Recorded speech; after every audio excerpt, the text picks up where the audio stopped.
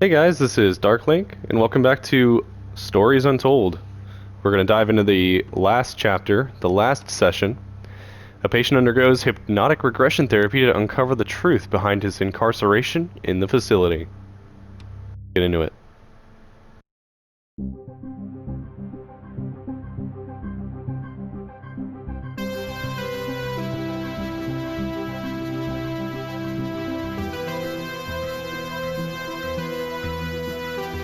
I think that's enough of that for now.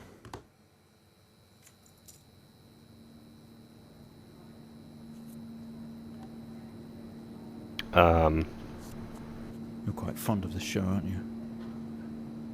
Yeah, I guess so.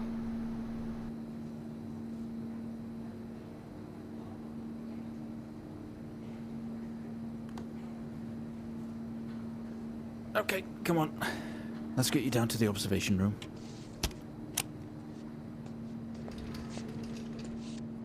Oh. I am in a hospital. This place must be starting to feel like home to you. Don't worry. Try and get you out of here eventually. Just in here.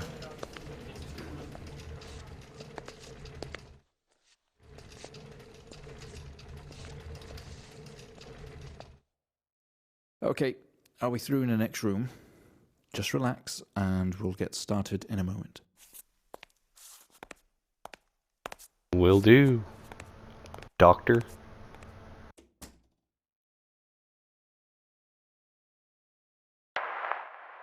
Right, Mr. Aiton, now are you ready? Just hit record on the tape deck in front of you when you're ready. Alright. Boop. This is subject 12-19-86-23, new session entry. We have myself, Dr. Alexander leading, and in a room we have our patient, Mr. James Aiton. As we know, James has recently recovered from a 2-week coma following his accident. In our last 3 sessions, James's attempts to recollect events of the accident seen him merging his memory with his imagination. These episodes have always ended in panic, and we've had to terminate the session abruptly. Let's try and do this one better, James. So when you're ready, let's bring this back. I know how difficult this must be, but you can do this. James, it's time to remember.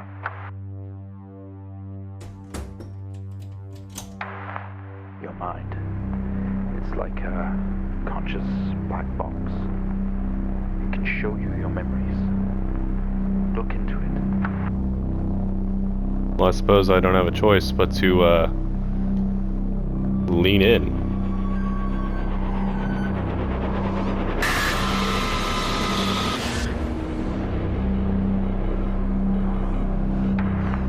In your most recent episode, you recalled a false memory of a remote weather station. You were isolated from the rest of the world, locked inside your coma. We interacted with you daily, encouraging you to wake. Your family would do number puzzles with you. Anything really to bring you back. People needed answers, James. Do you remember? I have another signal here for you, James. It's at 5610 FM. You can't miss it. Oh, okay. So we're just gonna jump back and forth between all of our memories now, I guess. Huh. You know what? I paused it, and the pause screen is actually different. Keep going, you have to. Sometimes you do things, sometimes those things go wrong. Get out, get out, get out, get out of the car. Just like at the beginning, in our first, session. So far, this has been a very, very fascinating game. Like, it's just so fourth wall breaking. Like, you don't really know what's going on yet. Like, I think there's aliens, maybe? I don't know. Like, we used to be some kind of military personnel, maybe? One thing's for sure is we got in a car crash. 1986, 23. 26, 23. Hours, James. You gotta see this. This is 20F. 12. Okay. Code word. Report. Let's go find report. Is this different?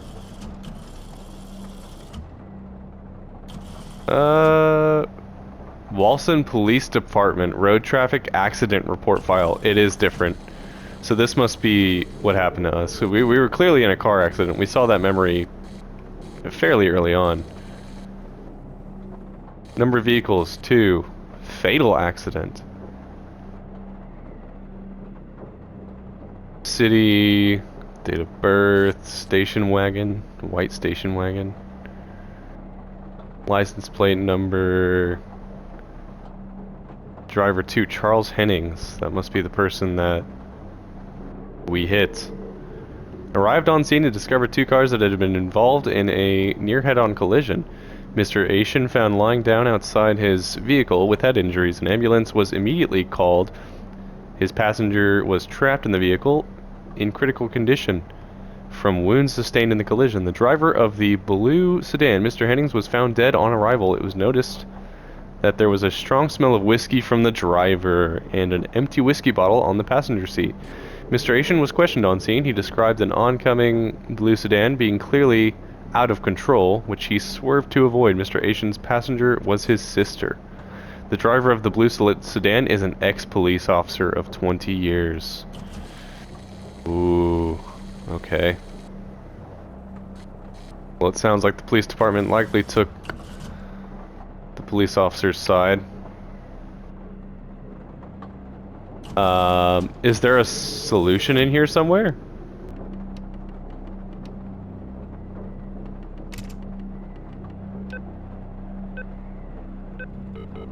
Analyzing file. Find the signal, James. Listen to the voices. You have to face it, James. Finally. 7,000 FM.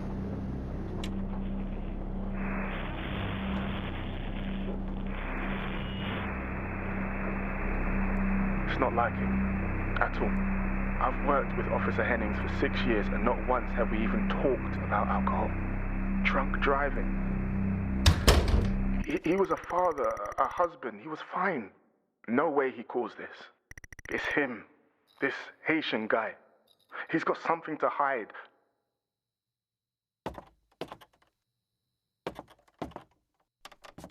Okay, suddenly we are in... This doesn't make sense to you. Okay, a basement into a hospital. You step out into the hospital ward, only it seems abandoned. Your vision is blurry. Hey, this is where I am right now. Can I break this? No. All of your episodes were recorded to tape. This is the 4th. Huh. I don't... Maybe we were the drunk driver? It sounded like... You tense up, someone else is here.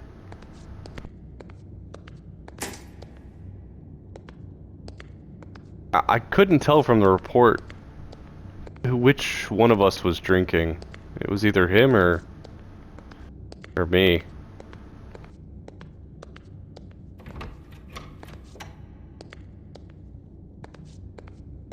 Hey, keys. You grab the keys from the table. They weigh heavy in your hand.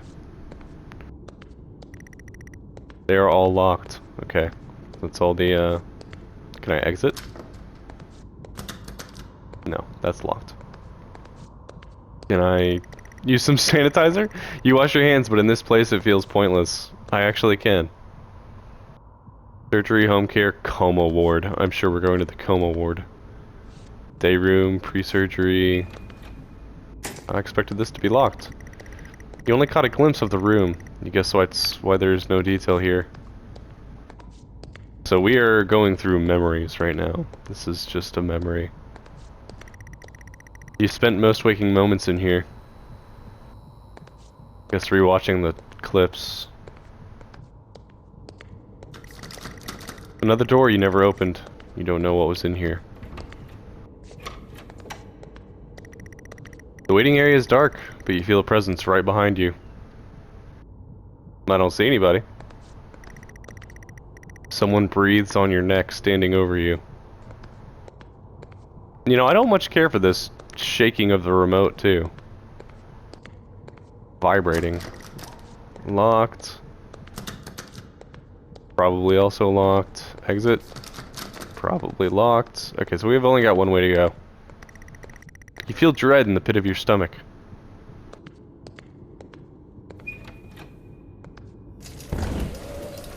Okay, we have a 22-year-old male just brought in from a vehicle collision. He was awake and mobile at the scene, but collapsed on arrival to the emergency ward. The other passengers died in the accident. I'm getting no pulse. Prepare for defib.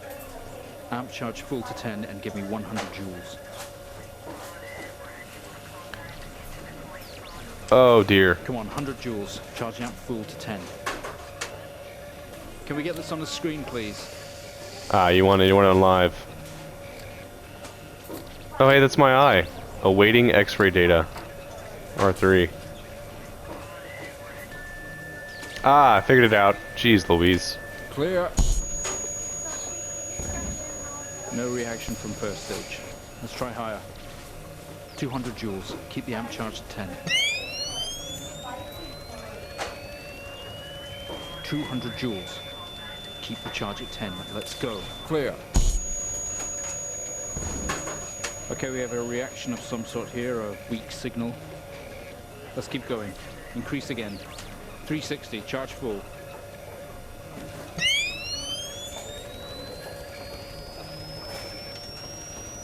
Come on, 360, hurry. Getting there. Clear. Well, would you look at that? It seems we have a pulse. Rhythm is stable. We need to run an X-ray right away.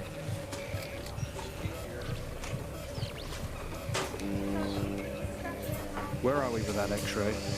Let's get it going now, please. Charged? How do I...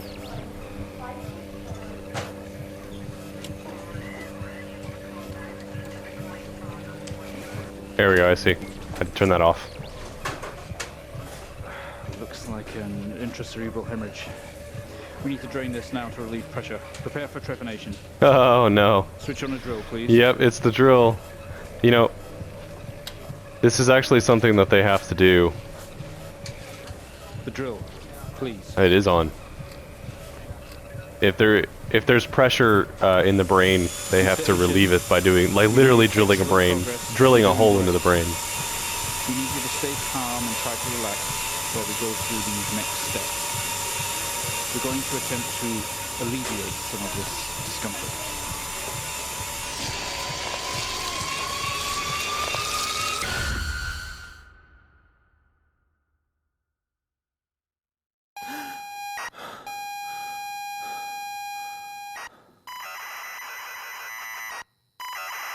Back to the beginning.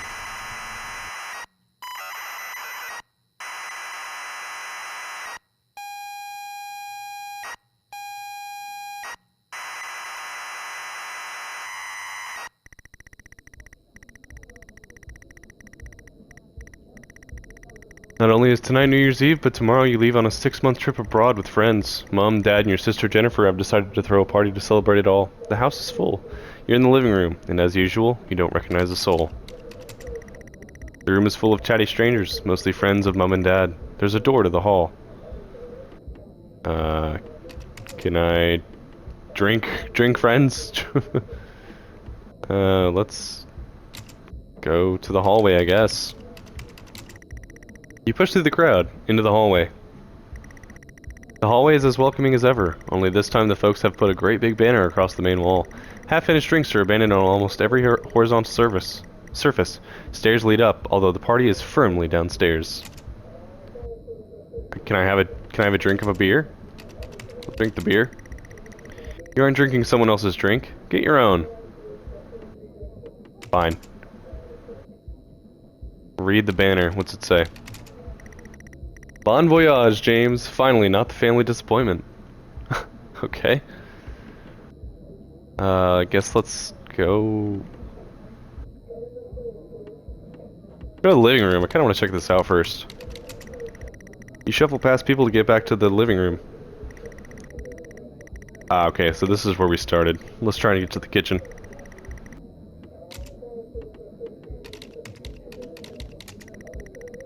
They say all the best parties are in the kitchen. The kitchen is full of people and loud. There are drinks and food on the table and the party is in full swing. Dad has cooked a hog roast, which sits proudly on the table, although no one is eating it. Open the fridge. You open the fridge and get yourself a light beer. Very refreshing. Drink beer. You pour yourself a drink. Nice to loosen up. Can I eat the roast? Maybe later. Okay. Okay, I guess let's go back to the hallway. Let's go around, give me. Nothing. Yeah, let's go back to the hallway and go upstairs finally. I just wanted to check all that out. Go stairs. As much as you'd love to, you promised you'd stay downstairs with the party. Alright, so I have to do something. Let's just talk. Talk around, I guess. That doesn't make sense, does it? Talk. Can I go outside, actually? What's going on outside? Now is not the time to leave. The party is for you, after all. Drink some more beer. You aren't drinking someone else's drink. Get your own. Well, I did get my own. Now there's a utility room and writing on the wall. Also, Jen is here signaling you. Let me read the writing on the wall. Happy New Year, 1986. On another banner, weird place to hang it.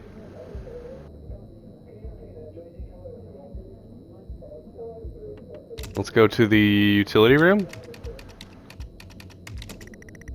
Just as you're about to head inside the utility room, Jen places her hand on your shoulder. You hug. You're gonna miss each other. You thank her for the party. She asks if you're enjoying the party. Not really.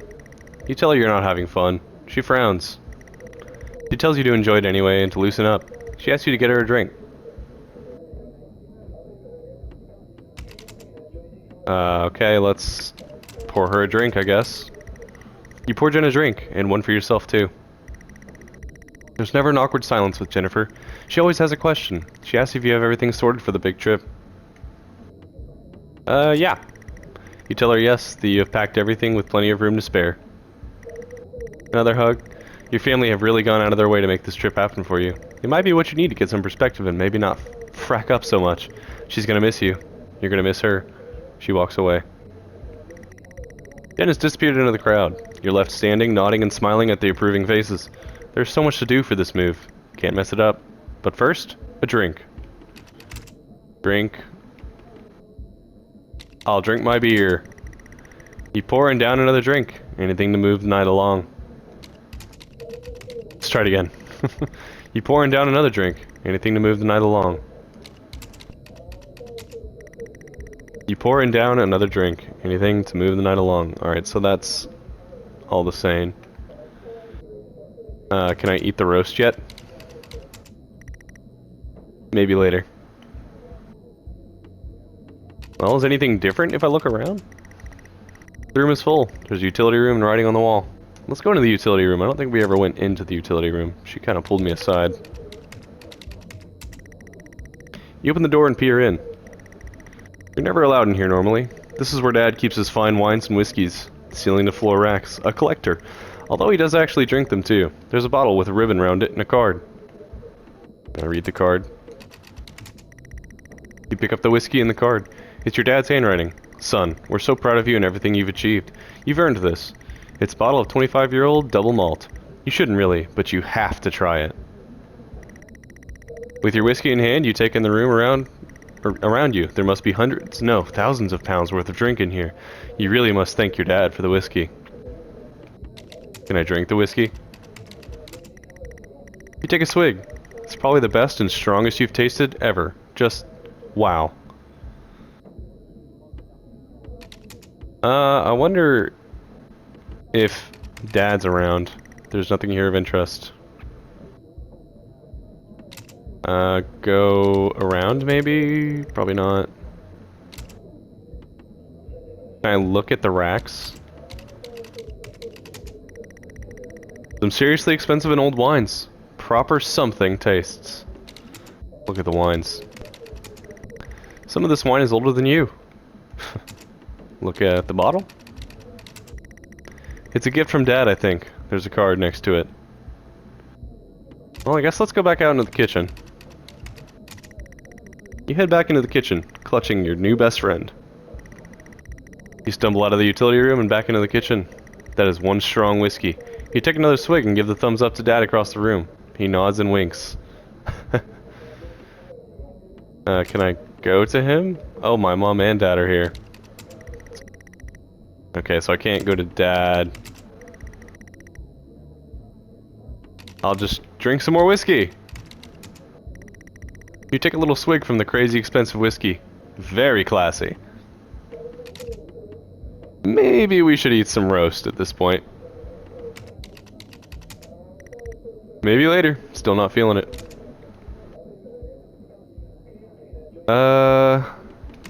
Talk to Dad. He tells you he's proud of you, and to go easy tonight. Early flight tomorrow. Yeah, let's try talking to Mum. She's in the other room, singing your praises. Okay. Let's go to the hallway again, I guess. You go back out to the hallway. A few bumps and laughs on the way through, you make it to the hall. You stop dead in your tracks. It's Jen, covered in blood. What happened? She's staring straight at you. No one else notices. I think she was the one in the car with us. Help, Jen. Blood is dripping down her face. It's mixing with tears. What else can I do?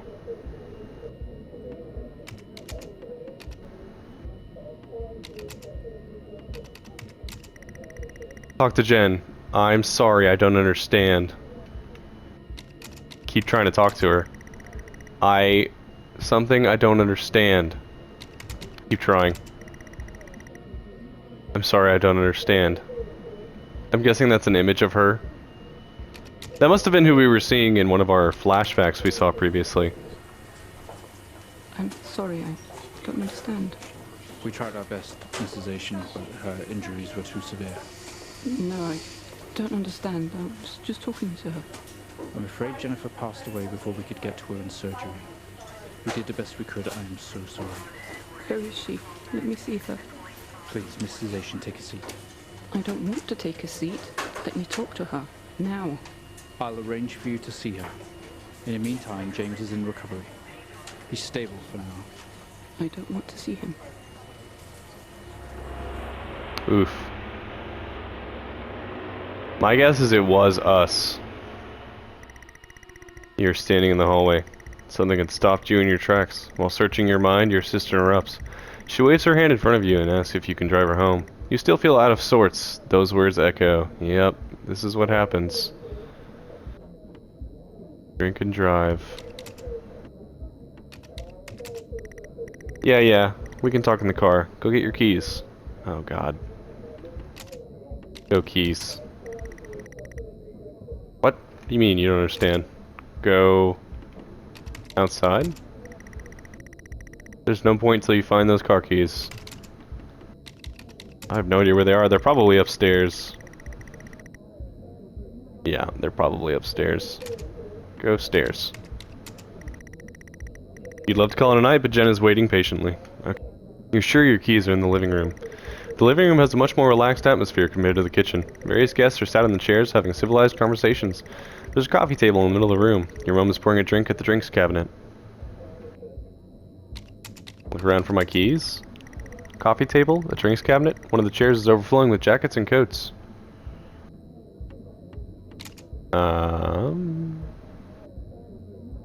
Go check the jackets, maybe? You search through all the jackets and coats until you find yours. Aha! Car keys in the pocket. You grab both. Alright, let's go back to the hallway. Keys in hand, you head back into the hall. Jen thanks you for helping her out. She has work in the morning and no one else is in any fit state to drive. You can handle it though. You know the road like the back of your hand, don't you?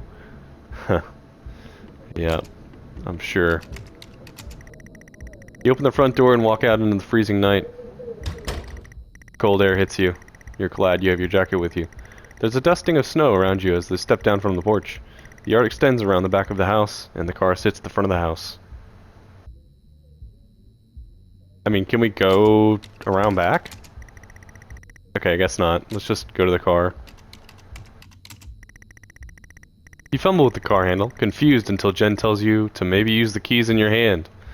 Oh, Jesus. Use the keys. Fumbling with car keys, you eventually get the door open and climb inside.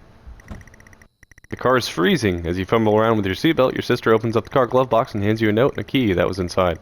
She tells you that it's for when you return. Oh no. The note is from your dad and reads, "Hi son, hope you enjoy your break. You'll need to fire up the generator around back to get power and lights on. Also, found something in the attic for you. It's in your room. Enjoy." Okay, this does not make any sense. The car is freezing. Both you and Jen have your seatbelts on and are ready to go. It's time to go. How do I drive car? The car doesn't move given that the engine isn't actually on. It's like you've never driven before. Okay, thanks. Okay, so use the keys to start the car. It takes a number of attempts, but you eventually slot the key into the ignition. Can I turn the key? You take the key out and put it back in, trying to make sure it's in. Okay. Now can I drive the car? The car doesn't move given that the engine isn't actually on. Okay, I'm trying. Use the car. You're not able to do that. Use the keys. You take the key out and put it back in, trying to make sure it's in. Turn the keys. Oh my god, I have to turn it. You turn the key in the ignition and the car roars to life.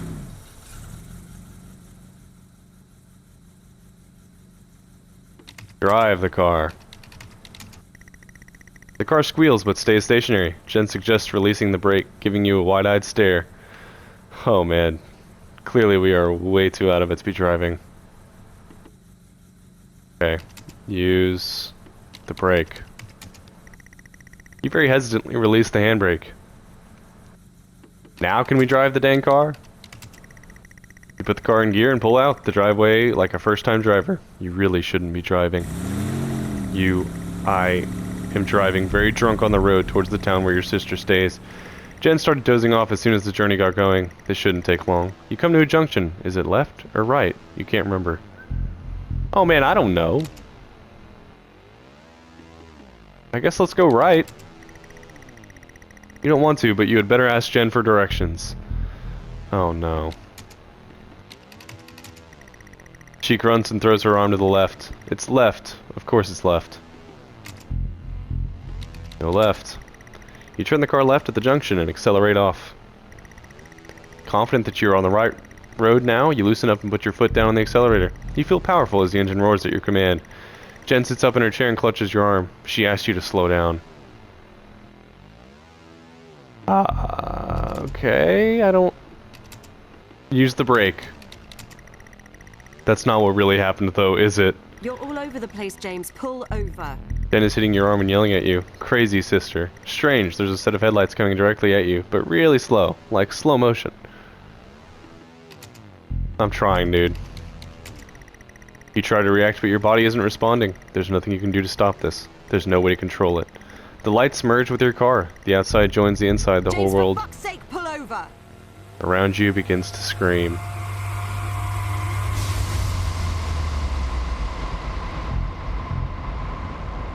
It was at this very moment, wasn't it, James? The moment you lost it all. Your sister, your parents, yourself. And then you made it worse.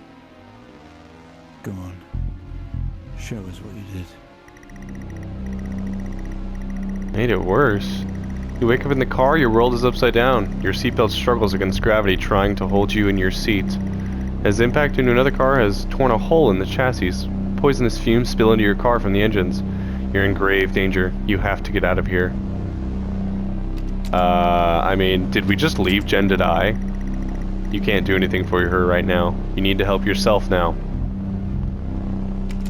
You use the car door? You can't move. Your seatbelt's still in place. Undo the seatbelt. You release yourself from the seat. Gravity takes over as you slump onto the roof of the car. Can I help Jen now? You can't do anything for her right now. You need to help yourself now. Let's try the car door. You squeeze through the wreckage and fall to your knees on the ground next to your vehicle. Every breath brings pain in your chest. Your head is throbbing. A blue car is smashed into the passenger side of your car. Your life cannot be ruined by this. You're standing holding your whiskey and your dad's note, and flashing lights are approaching at a distance. Oh boy. Do I run away? Oh, yep. Plant the whiskey, yep. With the lights approaching closer, you begin to hear the shrill of their sirens. You simply cannot go to jail for this. You clean the bottle to remove your connection with the whiskey. You then, very deliberately, spill the remainder of the bottle's contents into the driver, and you toss the incriminating evidence onto his passenger seat. Jeez. A circle of flashing lights surrounds you, illuminating the crash site in the darkness. Behind them, an army of people, all staring. One figure steps out in a silhouette and walks towards you. Go to the figure. As you approach the man, the pulsating lights around you get dimmer and dimmer while the pain in your head increases. You fall to the ground at his feet. I know you're tearing yourself apart over it, but no matter what you keep telling yourself, you have to listen to me. That accident, that poor man, me. You have to remember, it was all your fault.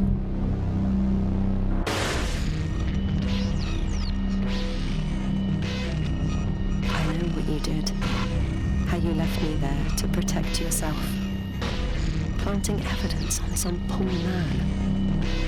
You went headfirst into that officer and you wrecked all of our lives. And then you couldn't even take responsibility. You did the right thing for you and no one else. Save yourself. Only it was wrong, wasn't it? Look at you now, utterly consumed by it. Say it, James. It was all my fault. That's what I need to say. Tell them. Observation? Listen to yourself. Dr. Alexander is always watching remotely. I don't know anyone else is ever with him. It has to end, James.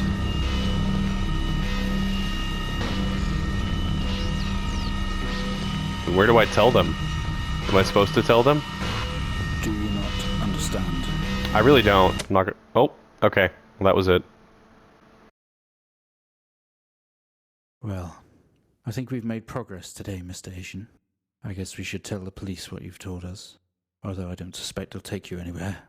I think you'll be with us for quite some time. Come on, let's get you back to your shows. I'll see you tomorrow.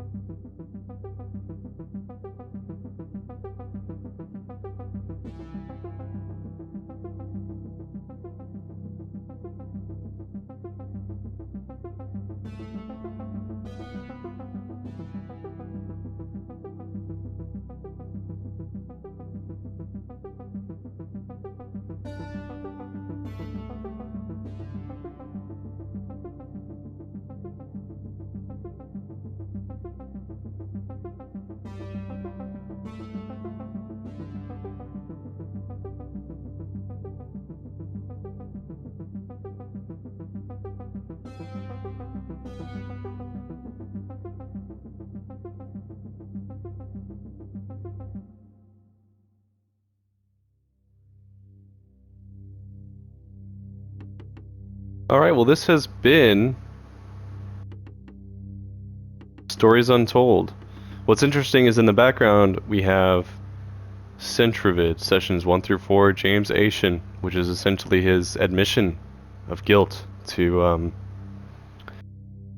drunk driving. So, if you or anybody you know has an issue, you know, always lend a hand. Don't ever let somebody drive who shouldn't be driving.